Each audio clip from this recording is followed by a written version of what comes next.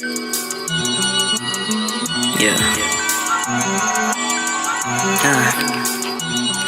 What up, though? Welcome to another episode of Woman Crush Every Day. I'm one of your hosts, Al Wu. And I'm Tang. And this episode is brought to you by Germex. In quarantine. I'm just kidding. It's not brought to you. They're not paying us. They're not. There's no money. Actually, I don't even know if this is any good. I don't know. Just wash your hands. Like, fuck the sanitizer. Use soap and water and wash your hands. You gotta do the Birdman hands. Actually, do a little bit more than the Birdman hands. Actually, like, have like a finger orgy. You know, like, top, bottom. It's so nasty. And then rinse it off. And then you should be safe. And that is why this show is not for kids. All right. Except for you kids, you big kids out there who are watching 20s on BET. And yeah, we're on episode 3. Yeah. Okay, so in episode 3, we get some flirtation. We get Hattie trying to get her writing together. That's really it. So we start off with Hattie in the coffee shop. And Idina is pretty much telling her she's getting her coffee order, that she works for Best Coast Weekly, but she also works as a barista because nobody's buying Best Coast Weekly. And this was like a personal laugh for me because I came out of the journalism industry and left it because nobody was purchasing newspapers. So I think it's funny that they brought that in there. Like, I'm a writer and I have a job for a publication that's reputable, but I can't make money. Yeah. Sad face. It happens. It happens to the best of us. So, yeah, just a little sprinkle of some realism in there. Yeah, but Hattie was, more involved in the conversation with Idina than previously, where she just was like cool and ghost.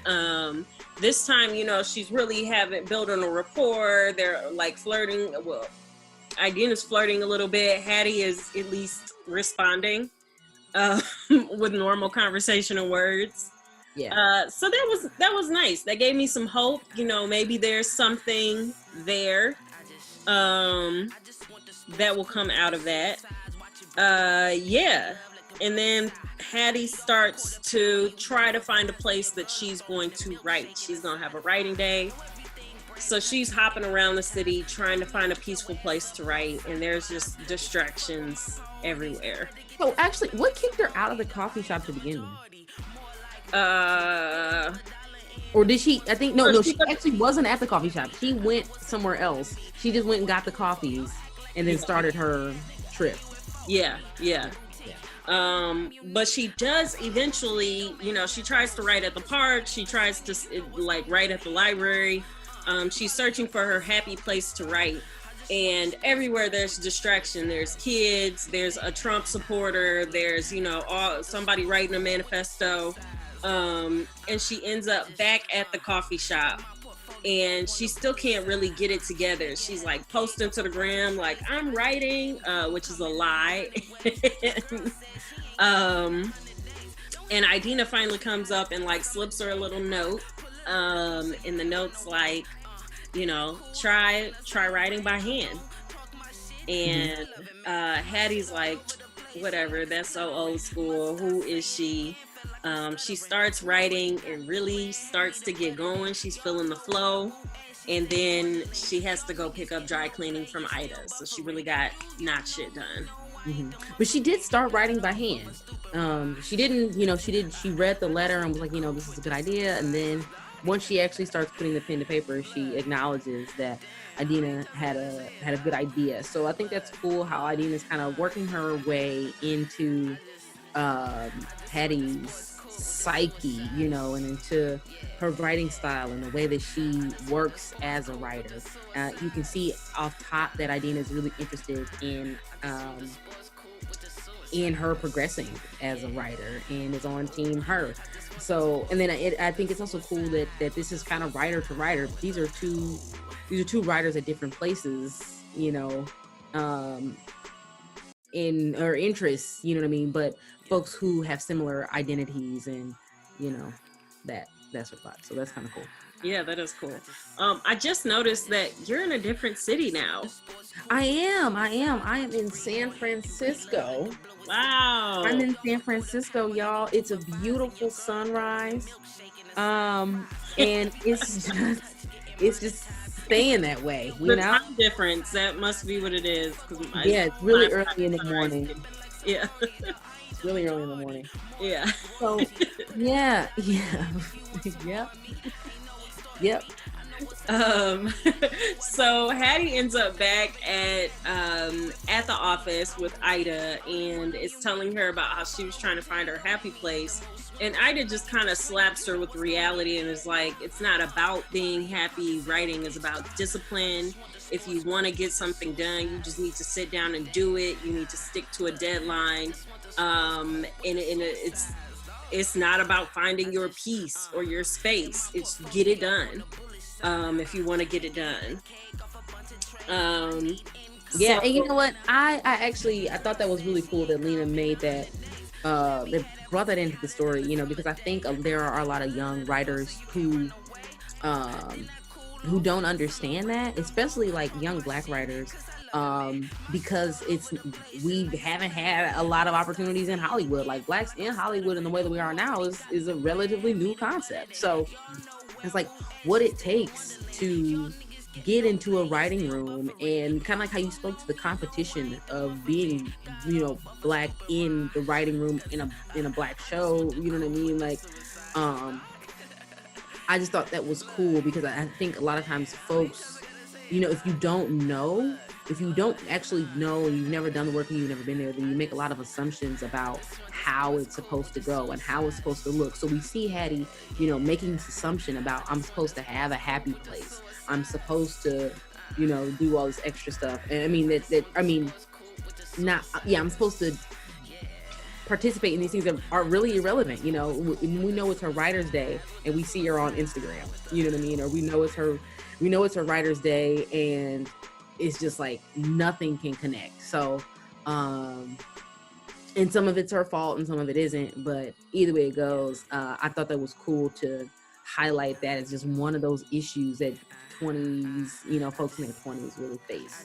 Yeah, or in their 30s. I definitely have gone to do some writing, ended up, you know, posting some pics, getting the writing done. You know, I'm showing people pictures of the keyboard. I got my coffee and everything. And when I look at how productive was I, not so productive. That the productivity really does happen when you're saying, you know, I have an end goal and this is how much I need to get done to get to that point.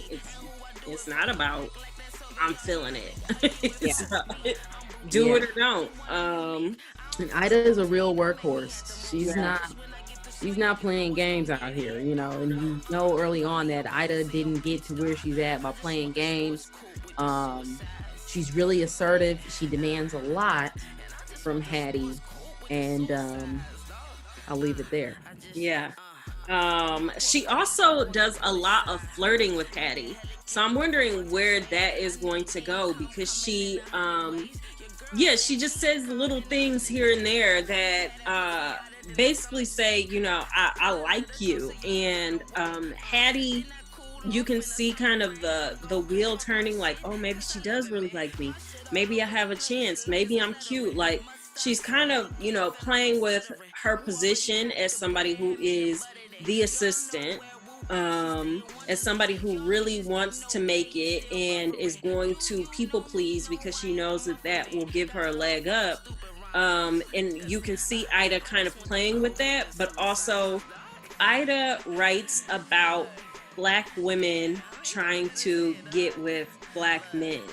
But the way she's presented in the show is she befriends and flirts with and encourages crushes on her from these young assistants, and then throws them away when they get too close to her or when they start liking her too much.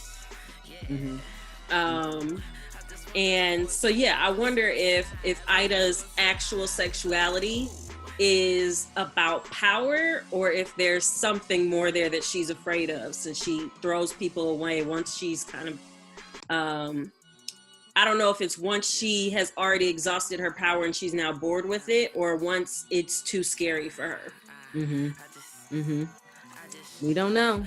We don't know. Something to find out. So Hattie decides she's gonna have a real writing night. She's taking Ida's advice. She's gonna sit down. She's gonna get it done. She's feeling the flow. And then Lorraine's ass calls and says, come outside. Trying to go to Santa Barbara. Oh, she's at the coffee shop writing. Come outside, let's go to Santa Barbara. Hattie's like, nah, I should be focused. And Lorraine is like, you need to let me relieve some stress for you, come with me. That call. Got that call, baby. I got that call before. You ever got that call? When you was like, I'm gonna do work. And then you'd be like, actually, I got this ass waiting on you. And you'd be like, do you now? Like, well, that could be a pre-writing activity. I say you. Like an icebreaker for the writing session. But we already know.